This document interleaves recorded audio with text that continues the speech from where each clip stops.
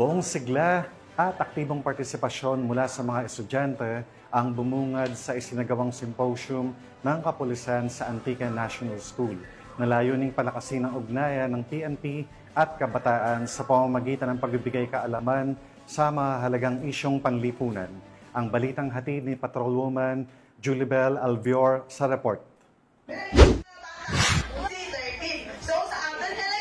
Bilang bahagi ng pagdiriwang ng ika-30 Police Community Relations Month, matagumpay na nagsagawa ng malawakang symposium ang San Jose de Buenavista Municipal Police Station sa Antique National School. Ito lamang 10 ng Hulyo taong kasalukuyan. Tumalakay sa Anti-Photo and Video Voyeurism Act, Cybersecurity Awareness, Anti-Bullying, Anti-Rape Law at ang 12 Rights of Filipino Children sa ilalim ng pamumuno ni Police Major Renato G. Monreal II, Acting Chief of Police, pinangunahan ni Police Lieutenant Cheryl R. Sapenosa, Deputy Chief of Police, ang naturang aktibidad na may kalahok na 240 grade 7 learners mula sa mga section ng Snowdrop, Lotus, Primrose, Mandevilla, Nympia at Jasmine. Naisa katuparan sa tulong ng Guidance and Values Education Department Facilitator ng paaralan sa ilalim ng kanilang Student Formation Program. Layunin ng seminar na ito na bigyan ng sapat na kaalaman ng mga kabataan upang maprotektahan ang kanilang sarili laban sa anumang uri ng pananamantala at paglabag sa kanilang karapatan. Patunay ng aktibong kampanya ng Philippine National Police